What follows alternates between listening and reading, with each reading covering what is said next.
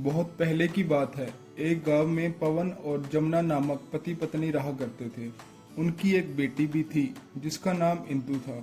पवन कचौड़ियों का ठेला लगाया करता था। लोग दूर दूर से पवन के हाथ की बनी कचौड़ियां खाने आया करते थे। लोग अक्सर पवन के हाथ की बनी कचौड़ियां खाकर उसकी तारीफ किया करते थे। पवन के ठेले पर बहुत भीड़ रहा करती थी। एक दिन अचानक पवन बीमार हो जाता है।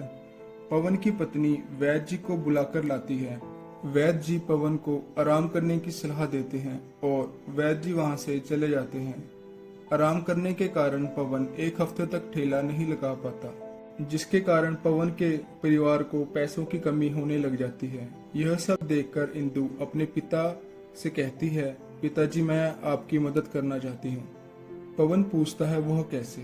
पवन के पूछने पर इंदु कहती है कि पिताजी जब तक आप ठीक नहीं हो जाते तब तक कचौड़ी का ठेला मैं लगाने जाया करूंगी। पवन इंदु की इस बात से खुश होकर उसे मंजूरी दे देता है और अगले ही दिन इंदु कचौड़ियों का ठेला लगाना शुरू कर देती है। वह देखती है कि जहां उसके पिता ठेला लगाया करते थे वहां कोई नया ठेले वाला ठेला लगाने लग गया था।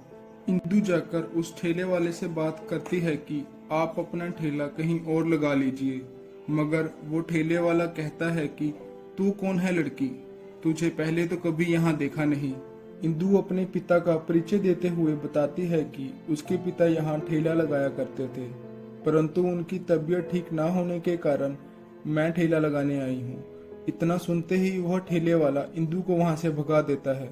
इंदु वहाँ नहीं थी और उसे वहाँ कोई जानता भी नहीं था, जिसके कारण उससे कम ही लोग कचौड़ियाँ लेते थे, जबकि दूसरे ठेले वाले से लोग ज़्यादा कचौड़ियाँ खाया करते थे, जिसके कारण इंदु की आमदनी बहुत कम हो जाती है। एक दिन उस कचौड़ी वाले के पास एक अम्मा आती है। वह अम्मा ठेले वाले को कहती है कि मुझे एक कचौड़ी दे दो।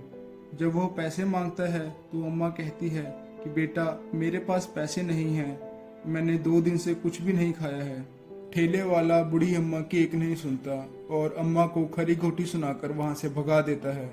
यह सब देखकर इंदु बूढ़ी अम्मा को आवाज लगाती है, ओ दादी माँ सुनिए, इधर आइए। बूढ़ी अम्मा इंदु के पास जाती है तो इंदु पूछती है, दादी माँ क्या आपको भूख लगी है? यह सुनकर बूढ़ी अम्मा कहती है, हाँ बेटी, परंतु मेरे पास तुम्हें देने के लिए पैसे नहीं है। यह सुनकर इंदु कहती है, कोई बात नहीं दादी माँ, मैं आपकी पोती जैसी हूँ, आपका जब मन करे मेरे पास आकर कचौड़ी खा सकती हैं। बूढ़ी अम्मा इंदु की इस बात से भावुक हो जाती है और कहती है कि भगवान तुम्हें खुश रखे। बूढ़ी अम्मा कचौड़ियाँ खाकर वहाँ से चली जाती है। अगले दिन जब बूढ़ी अम्मा वापस आती है तब इंदु को उदास देखकर पूछती है कि क्या हुआ बेटी। इंदु बूढ़ी अम्मा को बताती है कि उसका परिवार किन हालातों से गुजर रहा है और ऊपर से उसके ठेले पर ज्यादा ग्राहक भी नहीं आते, जिसके कारण उसकी आमदनी बहुत ही कम होती है। इंदु की यह बात सुनकर बूढ़ी अम्मा इंदु को जादुई मसालों के बारे में बताती है, जो बूढ़ी अम्मा पहले अपनी कचौड़ियों की दुकान में इस्तेमाल किया करती थी।